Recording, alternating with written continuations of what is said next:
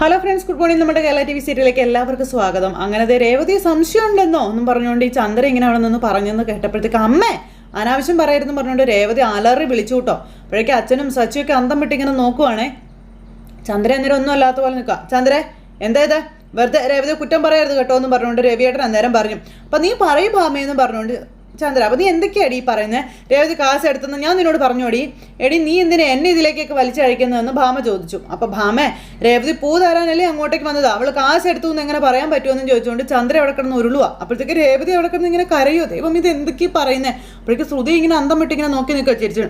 ദേ അവൾ മാത്രം പുറത്തുനിന്ന് വന്നിട്ടെന്നും പറഞ്ഞുകൊണ്ട് ഇങ്ങനെ സംസാരിച്ചുകൊണ്ടിരിക്കുമ്പോഴത്തേക്കും സച്ചി ഫോൺ തട്ടിപ്പറിച്ചിങ്ങ് വാങ്ങിച്ചു. ഭാമാൻ്റെ എന്തൊക്കെയാ പറയുന്നതെന്ന് ചോദിച്ചു. രേവതി അല്ല കാശ് എടുത്തത്, അവൾ അങ്ങനെ ചെയ്യില്ല എന്നും പറഞ്ഞുകൊണ്ട് ഇങ്ങനെ സച്ചി. അപ്പോൾ ഇവളെ കൂടെ തോറ്റല്ലോ എന്നും പറഞ്ഞുകൊണ്ട് ഭാമ ഇങ്ങനെ അവിടെ നിൽക്കുവാണ്. ചന്ദ്ര അവിടെ നിന്ന് ഇങ്ങനെ പുഴുങ്ങുക. അപ്പോഴേക്കും ചെയ്യില്ല പോലും എന്ന് പറഞ്ഞുകൊണ്ട് സുധി ഇങ്ങനെ നിൽക്കുന്നു. അതുപോലെ ശ്രീകാന്തും വർഷയും ഭയങ്കര ദേഷ്യത്തിൽ ഇങ്ങനെ നിൽക്കുക. രേവതിയെ പറ്റി നിങ്ങൾ എന്താ കരുതിയത്? അവൾ കാശെടുക്കുന്നത് നിങ്ങൾ കണ്ടോന്ന് ചോദിച്ചു സച്ചി. അപ്പം ഇല്ല സച്ചി, അത് പിന്നെ ഞാൻ പിന്നെ എന്താ അത് പിന്നെ ഷെൽഫിൽ വെച്ച കാശ് കാണുന്നില്ല എന്ന് പറഞ്ഞു. കാശ് കാണുന്നില്ലെങ്കിൽ പോലീസ് സ്റ്റേഷനിൽ കംപ്ലൈൻറ്റ് കൊടുക്കണം, അല്ലാണ്ട് ഇവളുടെ തലയിലേക്ക് ഇടാനല്ല നോക്കേണ്ടത്. പറഞ്ഞാൽ മനസ്സിലായോ എന്ന് ചോദിച്ചു. അപ്പോഴേക്കും നമ്മുടെ ചന്ദ്രയ്ക്ക് ഭയങ്കര ദേഷ്യം. അപ്പോഴത്തേക്കും ശ്രുതി പേടിച്ചു പോലീസ് എന്ന് കേട്ട് കഴിഞ്ഞപ്പോഴത്തേക്കും. ദേഷ്യം, രേവതിയെ പറ്റി നിങ്ങൾക്കറിയില്ല ആൻറ്റി, അവളങ്ങനെ ചെയ്യൂ എന്ന് സച്ചി ഇങ്ങനെ ചോദിക്കുക. അപ്പോൾ മറ്റുള്ളവർ 1 രൂപ പോലും ആഗ്രഹിക്കാത്തവളാ. അതെ, നിങ്ങൾ പോലീസ് സ്റ്റേഷനിൽ കൊണ്ട് കേസ് കൊടുക്കും, ഞങ്ങൾ അവിടെ വന്നോളാമെന്ന് പറഞ്ഞു. അങ്ങനെ സച്ചി ഫോണും അങ്ങ് കട്ട് ചെയ്തു. സച്ചി ഫോൺ കട്ട് ചെയ്ത് കഴിഞ്ഞപ്പോൾ എൻ്റെ ദൈവമേ തോലഞ്ഞു എന്നും പറഞ്ഞു ഭാമ അവിടെ നിൽക്കുക. രേവതി നിന്നും ഭയങ്കര കരച്ചില്ല. അപ്പോഴത്തേക്കും ചന്ദ്രയുടെ നേരെ തൂർച്ചു നോക്കി സച്ചി. അപ്പോഴത്തേക്കും ശ്രുതിക്കും പേടിയായിട്ടോ, കാരണം പോലീസ് ആ ഒരു ഇതിലൊക്കെ ഇങ്ങനെ പറഞ്ഞതുകൊണ്ട്. അപ്പോൾ ശ്രീകാന്ത് ചോദിച്ചു രേവതി അടുത്ത് കാശെടുക്കില്ലെന്ന് അവർക്ക് അറിയില്ല, പിന്നെ എന്താ അവർ ഇങ്ങനെയൊക്കെ പറയുന്നത്? അവരങ്ങനെ പറഞ്ഞായിട്ട് എനിക്ക് തോന്നുന്നില്ല, പക്ഷേ ഇവരാണെന്ന് എനിക്ക് തോന്നുന്നത് എന്ന് സച്ചി ചന്ദ്രയുടെ മുഖത്ത് നോക്കി പറഞ്ഞു. അപ്പോഴത്തേക്ക് രേവതി നിന്ന് കരച്ചിൽ തുടങ്ങി. അപ്പോൾ മുള നീന്തിന് ഇങ്ങനെ കരയുന്നത്, കരയാതിരിക്കാൻ പറഞ്ഞു രവിയേട്ടൻ. അപ്പോൾ രേവതി ഇങ്ങനെ സച്ചിയുടെ നേരെ ഇങ്ങനെ നോക്കുക കേട്ടോ. അപ്പോൾ ചെയ്യാത്ത തെറ്റ് ചെയ്തു എന്ന് പറഞ്ഞ് ആർക്കായാലും സഹിക്കാൻ പറ്റുമോ അങ്കിളെ എന്ന് വർഷ ചോദിച്ചു. അന്നേരം ചന്ദ്രേ, രേവതി മോള് കാശ് എടുത്തിട്ടില്ല എന്നും വെറുതെ നീ ആവശ്യമില്ലാത്തത് പറഞ്ഞുണ്ടാക്കരുതെന്നും പറയുവാണ് രവിയേട്ടൻ. അപ്പം ഞാനല്ല, ഭാമയാണ് പറഞ്ഞതെന്ന് ചന്ദ്ര. ഇവള് ഉണങ്ങാനെടുത്ത തുണി എടുത്ത് മുറിയിൽ കൊണ്ട് വെച്ചായിരുന്നു, അതാ ഭാമയ്ക്ക് സംശയമായത്. ഇതിലിപ്പോൾ എന്താ തെറ്റുള്ളത്, ആരായാലും സംശയിക്കില്ലേ എന്ന് ചോദിച്ചു ചന്ദ്ര. തെറ്റു തന്നെയാണെന്ന് പറഞ്ഞ് സച്ചി അങ്ങ് ചെന്നു. നിങ്ങളുടെ നാക്ക് അടക്കുന്ന നിങ്ങൾക്ക് നല്ലതെന്ന് പറഞ്ഞ് സച്ചി ചെന്നപ്പം, അച്ഛാ ഇവിടെ എന്ത് സംഭവിച്ചാലും അതെൻ്റെ തലയിലാണല്ലോ വീഴുന്നത്, ഞാൻ ആരുടെയും കാശ് എടുത്തിട്ടില്ല എന്ന രേവതി. ഞാൻ അങ്ങനെ ചെയ്യൂ അച്ഛാന്നും ചോദിച്ചു. അപ്പോൾ കേട്ടല്ലോ കൊച്ചു പറഞ്ഞത്. ഇവൾ എത്ര വീടുകളിൽ പൂ കൊണ്ട് പോകുന്നതാ, ഇന്ന് വരെ ഇവളൊരു മോശപ്പേര് കേൾപ്പിച്ചിട്ടുണ്ടോ? അവൾ അന്യൻ്റെ മുതൽ ആഗ്രഹിക്കില്ല എന്നും അവൾ ആ വീട്ടിൽ ചെന്നു എന്ന് പറഞ്ഞ് കാശ് എടുത്തു എന്ന് പറയരുതെന്നും നമ്മുടെ രവിയേട്ടൻ പറഞ്ഞു. ഞാൻ ഭാമയെ സപ്പോർട്ട് ചെയ്തൊന്നും കരുതരുത്, ഇവളുടെ കുടുംബം അങ്ങനെയുള്ളൊരു കുടുംബം അല്ലേ എന്ന് ചന്ദ്രമതി പറയാം. രേവതി നിന്ന് കണ്ണോട്ടച്ച് പൊട്ടിക്കരയുവാണ്. എന്ന് പറഞ്ഞുകൊണ്ട് നിൽക്കുക ശ്രുതി. ഇവളുടെ അനിയൻ എൻ്റെ കാശ് മോഷ്ടിച്ചത് ഓർക്കുന്നില്ലേ, അതുകൊണ്ടാ ഭാമ ഇവളെ സംശയിച്ചതെന്നുള്ള കാര്യം പറയുക. കുറ്റം പറയാൻ പറ്റുമോ എന്ന് ചോദിക്കുമ്പം അച്ഛാ ഇവരോട് നിർത്താൻ പറയാൻ പറഞ്ഞു സച്ചി. ഇതിനപ്പുറം പറഞ്ഞാലുണ്ടല്ലോ, ഞാൻ ഇല്ലാത്ത ഒന്നും പറഞ്ഞില്ല, നടന്ന കാര്യമല്ലേ പറഞ്ഞോളൂ എന്ന് ചന്ദ്ര. ഇവളുടെ ഇത് മോഷ്ടാക്കളുടെ കുടുംബമാണെന്ന് പറയുമ്പം അങ്ങനെയാണെങ്കിൽ ഈ കുടുംബത്തിലുള്ളവരെല്ലാവരും നല്ലവരാണോ എന്ന് സച്ചി ചോദിച്ചു. കല്യാണ മണ്ഡപത്തിൽ ഒരു പെണ്ണിനെ നിർത്തി ഓടിപ്പോയവനല്ലേ ഇവൻ, അല്ലേ? 50 ലക്ഷം രൂപ തട്ടിയെടുത്തവനല്ലേ ഇവൻ, നല്ലവനാണോ എന്ന് ചോദിച്ചു സച്ചി. കൂട്ടത്തില്ലേ സച്ചി. അപ്പോഴത്തേക്ക് ശ്രുതി എന്ന് പറഞ്ഞുകൊണ്ട് ഇങ്ങനെ നിൽക്കുക. രേവതി നിന്നും ഭയങ്കര കരച്ചില്ല. അമ്മയുടെ കയ്യിലുണ്ടായിരുന്ന രേവതിയുടെ ആഭരണങ്ങൾ എങ്ങനെ ഗോൾഡ് കവറിങ് ആയി എന്ന് സച്ചി ചോദിച്ചു. അമ്മ അവനും കൂടെ ചേർന്നല്ലേ കള്ളത്തരം കാണിച്ചത്, കട്ടെടുത്തതൊന്നും ചോദിക്കാം. പിന്നെ അമ്മയ്ക്കും മോനും മിണ്ടാനുണ്ടോ? അപ്പോൾ ഇവരൊക്കെ എന്താ നല്ലവരാണോ എന്ന് ചോദിച്ചു. അപ്പോൾ ഈ കുടുംബത്തെ എന്താ വിളിക്കേണ്ടതെന്ന് ചോദിച്ചു. മോഷ്ടാക്കളുടെ കുടുംബം തന്നെ വിളിക്കണ്ടേ എന്നും സച്ചി ചോദിച്ചപ്പോൾ ചന്ദ്രയ്ക്ക് മിണ്ടാനില്ല. എടുത്തിട്ട് അലക്കി അമ്മയും മോനെയും കൂടി നമ്മുടെ സച്ചി. പൂ കൊടുക്കാൻ വേണ്ടിയല്ലേ ആൻറ്റി രേവതി ചേച്ചി അങ്ങോട്ട് പോയത്, ചേച്ചി കാശ് എടുക്കുന്നത് ആരും കണ്ടിട്ടില്ലല്ലോ എന്ന് വർഷ. രേവതി ചേച്ചിയാണ് മോഷ്ടിച്ചതെന്ന് പിന്നെ എന്ത് അർത്ഥത്തിലാണ് പറയുന്നതെന്നും വർഷ ചന്ദ്രയോട് ചോദിക്കുവാണ്. സച്ചിക്കൊപ്പം വർഷയുണ്ട് കട്ടയ്ക്ക് രേവതിക്ക് വേണ്ടിയിട്ട്. അപ്പോൾ ആൻറ്റിയും ആ വീട്ടിലുണ്ടായിരുന്നല്ലോ, ആൻറ്റിയാണ് ആ കാശ് എടുത്തതെന്ന് സംശയിച്ചുകൂടെ എന്ന് ചോദിക്കുമ്പം ഞാൻ എടുത്തു എന്നും ചന്ദ്ര വർഷയോട് ചോദിക്കാം. രേവതി ചേച്ചി ഇന്ന് വരെ ആരുടെയും ഒന്നും മോഷ്ടിച്ചിട്ടില്ല, പക്ഷേ ആൻറ്റി അങ്ങനെ ചെയ്തിട്ടുണ്ടല്ലോ എന്ന് വർഷ പറയുമ്പോൾ ചന്ദ്രമതി അന്തം വിട്ടിങ്ങനെ നോക്കിക്കൊണ്ടിങ്ങനെ നിൽക്കുക. നാറിപ്പോയി എല്ലാവരുടെയും മുന്നിൽ. രേവതി ചേച്ചിയല്ല ആൻറ്റിയാണ് സംശയിക്കേണ്ടതെന്ന് വർഷ പറയുമ്പോൾ എടീ എന്നും പറഞ്ഞുകൊണ്ട് ചന്ദ്ര വിളിച്ചു. അപ്പോൾ എന്താ ആൻറ്റിയെ പറഞ്ഞപ്പോൾ പൊള്ളുന്നുണ്ടല്ലേ എന്ന് ചോദിച്ചു. രവിയണ്ണും സന്തോഷമായി വർഷത്ത് പറയുന്നത് കേട്ടപ്പം. വലിയ ആവേശത്തിലാണ് രേവതി ചേച്ചിയാണത് മോഷ്ടിച്ചതെന്നൊക്കെ പറഞ്ഞത്. ചെയ്യാത്ത തെറ്റ് ചെയ്തു എന്ന് പറയുമ്പം അവർക്കും വിഷമം വരില്ലേ എന്നും വർഷ ചോദിക്കും. അപ്പോൾ ചന്ദ്രൻ ഇങ്ങനെ നിൽക്കും മുറുമുറത്തോണ്ട്. അന്നേരത്തേക്കും ശ്രുതിക്കാണ് പേടി കൂടി. ഞാനും രേവതി ചേച്ചിയും തമ്മിൽ മിണ്ടാറില്ല. പക്ഷേ ന്യായം എന്ന് പറയുന്ന ഒന്നുണ്ട് ആൻറ്റി. അത് മറന്ന് ഒന്നും ചെയ്യരുത്. ഒരു തെളിവില്ലാതെ ഇങ്ങനെ ഒരാളുടെ നേരെ പഴി ചാരാൻ പാടില്ല. അപ്പം നിനക്ക് രേവതി ഇഷ്ടമല്ല എന്ന് വെച്ചാൽ എന്നും പറയുന്നത് നീ കരുതരുതെന്ന് രവിയേട്ടൻ പറഞ്ഞു. അയ്യോ, നിങ്ങളിങ്ങനെ എന്നോട് ദേഷ്യപ്പെടുന്നേ. എനിക്ക് ഡാൻസ് സ്കൂൾ നടത്താൻ വേണ്ടി ബാമ വീട് വരെ വിട്ട് തന്നതാ. എൻ്റെ 30 വർഷത്തെ ഫ്രണ്ടാണ് അവള്. ഞാൻ ഇനി എങ്ങനെ അവളുടെ മുഖത്ത് നോക്കും എന്നും പറഞ്ഞിങ്ങനെ. രവിയേട്ട കാശ് എടുത്തിട്ടുണ്ടെങ്കിൽ ഉള്ളൊരു തിരികെ കൊടുക്കാൻ പറയാണ് ചന്ദ്ര. എടി, രേവതി അങ്ങനെ ഒരു പെണ്ണല്ല, നമുക്കതൊരു പറഞ്ഞാൽ മനസ്സിലാവില്ല എന്ന് രവിയേട്ടൻ അന്നേരം ചന്ദ്രയോട് ചോദിച്ചു. രേവതി നിന്ന് കരച്ചില്. നീ സ്വർണ്ണാഭരണങ്ങൾ ചോദിച്ചപ്പോൾ എല്ലാം നിനക്ക് ഓരി തന്ന കൊച്ചല്ലേടി ഇതെന്ന് ചോദിച്ചു. എന്നിട്ട് നീ അതെല്ലാം എടുത്ത് മോന് വിൽക്കാൻ കൊടുത്തില്ലേടി എന്ന് രവിയേട്ടൻ ചോദിച്ചു. നിന്നെ പോലെ സ്വർണ്ണത്തോടും പണത്തിനോടും ഉള്ള ആർത്തിയൊന്നും ആ കൊച്ചിന് ഇല്ല എന്നും രവിയേട്ടൻ പറയാം. എന്നിട്ട് അവളെക്കുറിച്ചാണോടി നീ ഇങ്ങനെ പറയുന്നതെന്നും ചോദിച്ച് ഭയങ്കരമായിട്ട് ദേഷ്യപ്പെടുക. ആ സമയത്തും രേവതി നിന്ന് ഭയങ്കര കരച്ചിൽ. ശ്രുതിയുടെ കയ്യും കാലും വിറച്ചിട്ട് പാടില്ല, പേടിച്ച് വിറച്ചിങ്ങനെ നിൽക്കുകയാണ്. അപ്പോഴത്തേക്കും അയ്യോ എന്നും പറഞ്ഞുകൊണ്ട് ചന്ദ്രയുടെ കരച്ചിൽ. എനിക്ക് ഇതേ കൂടുതലൊന്നും അറിയില്ല, ഇവള് വന്നു പോയതോടെയാ കാശ് കാണാതായതെന്നും പറഞ്ഞ ചന്ദ്ര. ആ കാശ് സച്ചി രേവതിയും ചേർന്ന് കൊടുക്കണം എന്നൊക്കെ പറഞ്ഞുകൊണ്ട് ഇങ്ങനെ പറയുമ്പോൾ അച്ഛ എന്ന് പറഞ്ഞുകൊണ്ട് ഇങ്ങനെ പറയും. എൻ്റെ പൊന്നീശ്വര, എന്തൊരു വിധിയായതെന്നും പറഞ്ഞുകൊണ്ട് നമ്മുടെ രേവതി അവിടെ ഇരുന്ന് ചങ്കു പൊട്ടി കരയുവാണ്. അന്നേരത്തേക്കും രേവതി, നീ എന്തിനാ ഇങ്ങനെ കരയുന്നതെന്ന് ചോദിച്ചു. ഇവരങ്ങനെ പല ഭ്രാന്തും പറയും. അല്ലെങ്കിൽ ഇവരെന്തിനാ നിനക്ക് കാശ് തരുന്നത്? വല്ലവനടുത്ത് കാശല്ലേ ഇതെന്ന് ചോദിച്ചു രവിയേട്ടൻ. വേറെ എന്താ ഇപ്പം ഞാൻ പറയാമെന്നും പറഞ്ഞുകൊണ്ട് ഇങ്ങനെ നിന്ന് കരയുമ്പോൾ അമ്മ എന്തിനാ ഇങ്ങനെ കരയുന്നതെന്നും ചോദിച്ചുകൊണ്ട് ശ്രുതി ചെന്നു. പിന്നെ ഞാൻ എന്ത് ചെയ്യും? ഭാമയ്ക്ക് മുന്നിൽ ഞാൻ അപമാനിക്കപ്പെട്ടില്ലേ? 2 വലിയ കുടുംബത്തിൽ നിന്ന് വന്ന മരുമക്കൾ ഇവിടെയുണ്ട്. അവരെ കൊണ്ട് എനിക്ക് ഒരു പ്രശ്നവും ഇല്ല. ദരിദ്രം പിടിച്ച കുടുംബത്തിൽ നിന്ന് വന്ന ഇവിളെയും കൊണ്ട് എനിക്ക് എപ്പോഴും പ്രശ്നമാണെന്ന് പറഞ്ഞുകൊണ്ട് ചന്ദ്ര കരച്ചില്. ദൈവമേ, ഞാനിനി എന്ത് ചെയ്യും? രവിയേട്ട ഇവരോട് കാശ് കൊടുക്കാൻ പറയാമെന്ന് പറഞ്ഞുകൊണ്ട് ചെന്നപ്പോഴത്തേക്കും നിങ്ങളുടെ കാശല്ലല്ലോ കാണാതായത്, എന്നിട്ട് പിന്നെ നിങ്ങൾ കരഞ്ഞ് നിലവിളിക്കുന്നതിനാന്ന് ചോദിച്ചു സച്ചി അങ്ങ് ചെന്നു. അപ്പോൾ സത്യത്തിൽ കാശ് കാണാതായിട്ടുണ്ടോ എന്ന് ചോദിച്ചു സച്ചി ചന്ദ്രയോടെ. അതോ നിങ്ങൾ പുതിയ കള്ളക്കഥ ഉണ്ടാക്കുന്നതാണോ എന്നും സച്ചി ചന്ദ്രയോട് ചോദിക്കുവാണ്. അത് കേട്ട് കഴിഞ്ഞപ്പോഴും ശ്രുതി ഇങ്ങനെ പേടിച്ച് വിറച്ച് നിൽക്കുക. ദേ, എന്ത് തോന്നിവാസവും തെണ്ടിത്തരം ചെയ്യാൻ നിങ്ങൾക്ക് ഒരു മടിയില്ലല്ലോ. ഞങ്ങൾ സന്തോഷത്തോടെ ഇരിക്കുന്നത് നിങ്ങൾക്ക് ഇഷ്ടമല്ലല്ലോ. നിങ്ങൾ ഉണ്ടാക്കി പറയുന്നത് തന്നെ ഇതെന്ന് പറയുമ്പം കാശ് കാണാതായിട്ടുണ്ടെന്ന് ചന്ദ്ര. ഞാൻ സത്യ പറയുന്നതെന്നും പറഞ്ഞുകൊണ്ട് ചന്ദ്ര. അപ്പം ഇവർ രണ്ടുപേരും ഈ വീട് വിട്ടു പോകണം, അതായിരിക്കും നീ ഇനി പറയാൻ പോകുന്നതല്ലേ എന്ന് രവിയേട്ടൻ. ദേ, ഒന്നും പറഞ്ഞിട്ടല്ലേടി നീ ഭാമയുടെ വീട്ടിലേക്ക് പോയതെന്നും രവിയേട്ടൻ ചോദിച്ചു. ഇവരെ ഇവിടെ നിന്ന് പറഞ്ഞയക്കാൻ പുതിയ കഥ ഉണ്ടാക്കിയതല്ലേടി ഇതെന്ന് ചോദിക്കുമോ. അയ്യോ അല്ല രവിയേട്ടാ, അല്ല, സത്യമായിട്ടും അല്ല. ഇവള് വന്നു പോയതിന് ശേഷം ആ കാശ് കാണാതായത്, അതുകൊണ്ടാണ് ഈ പറയുന്നതെന്നൊക്കെ പറയുമ്പം എൻ്റെ പൊന്നെ ചന്ദ്ര, നിനി എത്ര നാളായിട്ട് എനിക്കറിയാം. നീ കേട്ടോ, ദേ, എനിക്ക് ജീവനുള്ളിടത്തോളം കാലം ഇവർ ഈ വീട്ടിൽ തന്നെ ഉണ്ടാകുമെന്ന് രവിയേട്ടൻ ചന്ദ്രയോട് അടിവരയിട്ടങ്ങ് എഴുതി പറഞ്ഞു. ശ്രുതിയാണെങ്കിൽ ഒന്നും മിണ്ടാതെ ഇങ്ങനെ മൂലയിൽ ഒളിച്ച് നിൽക്കുക.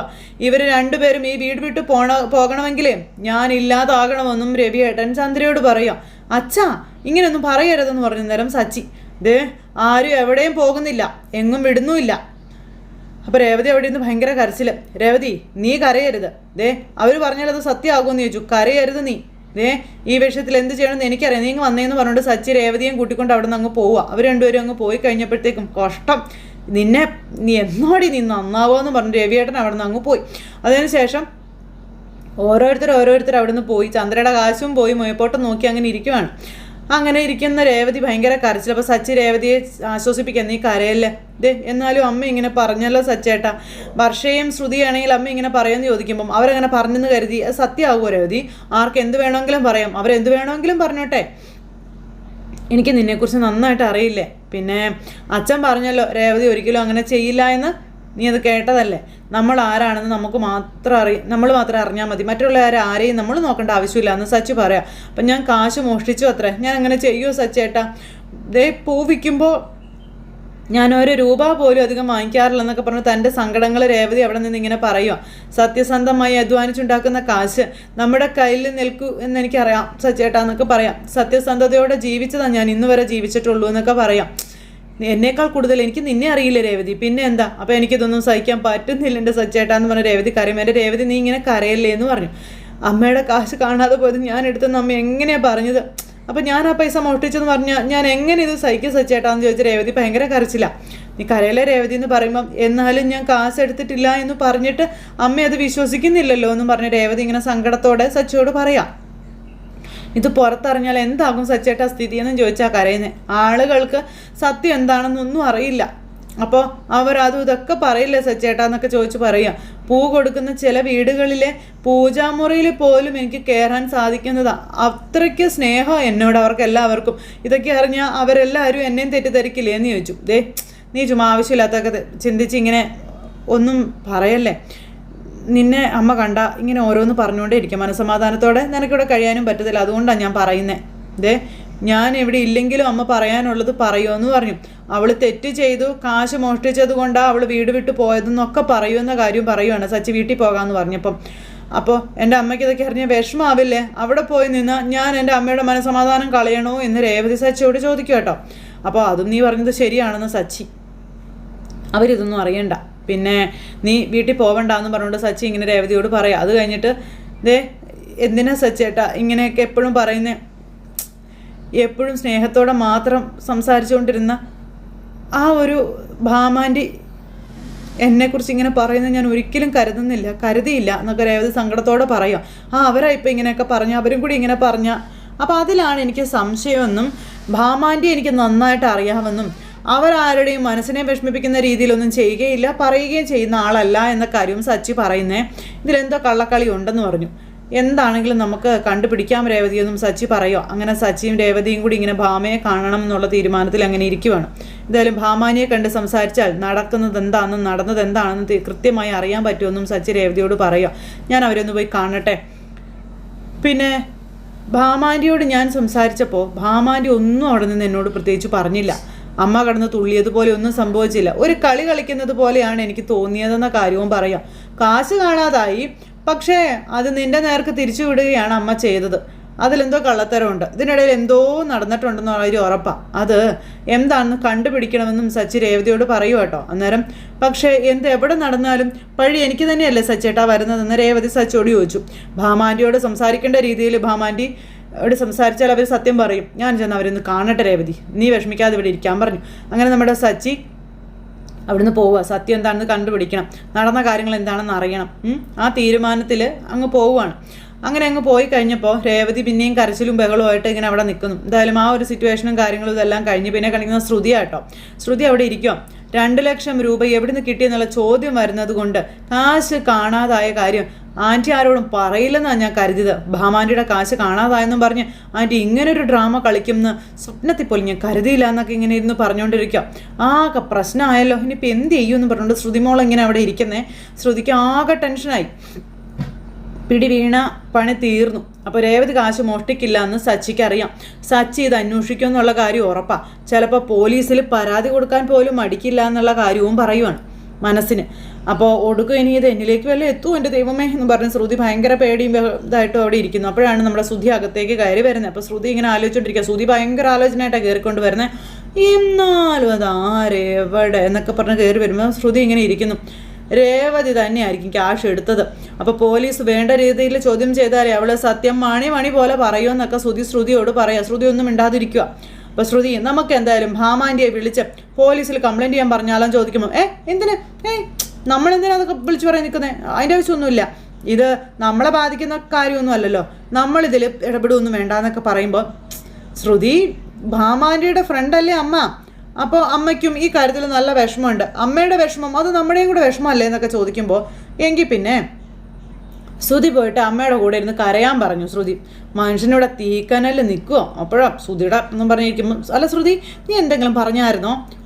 ഞാനെങ്ങും ഒന്നും പറഞ്ഞില്ലേ എൻ്റെ പൊന്നോ എന്നും പറഞ്ഞുകൊണ്ട് ശ്രുതി അവിടെ നിന്ന് എഴുന്നേറ്റ് പോണു. അയ്യോ ശ്രുതി നീ പോവല്ലേ, നിൽക്കുക, എനിക്കൊരു എന്നും പറഞ്ഞുകൊണ്ട് ഇങ്ങനെ ശ്രുതി നിൽക്കുമ്പോൾ അല്ല ഇവളെന്താ ഇങ്ങനെ പോയത്? എന്നാലും ആ കാശ് ആരായിരിക്കും എടുത്തത്? ഇത്രയും നേരം ഒരു കുഴപ്പമില്ലാതിരുന്ന ശ്രുതിയാണല്ലോ, ഇപ്പോൾ ഒക്കെ എന്താ പറ്റിയ എന്ന് പറഞ്ഞുകൊണ്ട് ശ്രുതി ഇങ്ങനെ അവിടെ നിൽക്കുക. ഈ സമയത്ത് പിന്നെ കാണിക്കുന്ന നമ്മുടെ സച്ചി ഇടിച്ച് കയറി ഭാമയുടെ വീട്ടിലേക്ക് ചെന്നു. സച്ചിയെ കണ്ടപ്പോഴത്തേക്കും ഭാമയുടെ കയ്യും കാലും വരയ്ക്കാൻ തുടങ്ങി. ഭാമയ്ക്ക് പേടിയായിട്ട് ഒരു രക്ഷയില്ല. ഭാമ ഇങ്ങനെ ആകെ വല്ലാത്തൊരവസ്ഥയിൽ ഇങ്ങനെ നിൽക്കുക. എന്താ ആൻറ്റി എന്നെ ഇങ്ങനെ നോക്കുന്നതെന്ന് ചോദിച്ചു. ഇരിക്കാൻ പോലും ആൻറ്റി പറയുന്നില്ലല്ലോ, അതെന്താ? അല്ല നിന്നെ പെട്ടെന്ന് കണ്ടപ്പോൾ അതെന്താ ആദ്യമായിട്ടാണോ ആൻറ്റി എന്നെ കാണുന്നത്? ആണോ?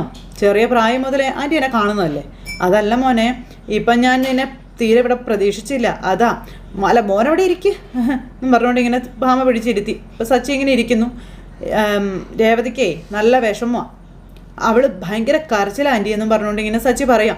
അവൾ എന്തു പറഞ്ഞ് സമാധാനിപ്പിക്കുമെന്ന് എനിക്കറിയില്ല എന്ന കാര്യമൊക്കെ പറയുമ്പം മോനെ എല്ലാ പ്രശ്നവും ശരിയാകും, മോൻ വിഷമിക്കാതെ എന്ന് ഭാമ പറഞ്ഞു. അത് കേട്ടപ്പം ഒരു പ്രശ്നവും താനെ ശരിയാവത്തില്ല ആൻറ്റി, നമ്മളായിട്ടത് ശരിയാക്കുക വേണ്ടത്, പരിഹരിക്കുക വേണ്ടതെന്നൊക്കെ സച്ചി ഭാമയോട് പറയണു. ഭാമ അന്നേരം മിണ്ടാതിരിക്കുക. ഇതേ പിന്നെ നിങ്ങളുടെ നെഞ്ചി തൊട്ട് പറ, രേവതിയാണ് ഇവിടുത്തെ കാശെടുത്തെ, അവൾ അങ്ങനെ ഒരു പെണ്ണാണോ എന്നൊക്കെ ചോദിക്കുമ്പോൾ ഭാമ പെട്ടു. സച്ചി തലങ്ങും വിലങ്ങും ചോദിക്കുന്നു.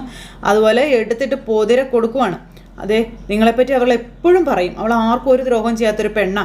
പിന്നെ അമ്മ അവളെ എന്നും വഴക്ക് പറയും, അമ്മ പറയുന്നതൊന്നും അവൾ അത്ര കാര്യമാക്കാറില്ല എന്നൊക്കെ പറഞ്ഞ് സച്ചി ഭാമയെ മാനസികമായിട്ട് വശീകരിക്കാൻ നോക്കുക. പക്ഷേ കാശ് മോഷ്ടിച്ചു എന്ന് അമ്മ പറഞ്ഞതിൽ നല്ല വിഷമമായിട്ടുണ്ട് ആൻറ്റി എന്ന് പറഞ്ഞപ്പോഴത്തേക്കും ഭാമയ്ക്കും സങ്കടമായി. അവൾ അങ്ങനെ ചെയ്യുമോ ആൻറ്റി എന്നൊക്കെ ചോദിക്കുക. അപ്പോൾ ഭാമ ഒന്നും മിണ്ടാതെ ഇങ്ങനെ ഇരിക്കുക കേട്ടോ. ഈ വീട്ടിൽ പാർലറേടത്തെയും വന്നിരുന്നതല്ലേ, അപ്പോൾ രേവതിയെ മാത്രം സംശയിക്കാൻ എന്താ കാരണം എന്നൊക്കെ ചോദിക്കുന്നു.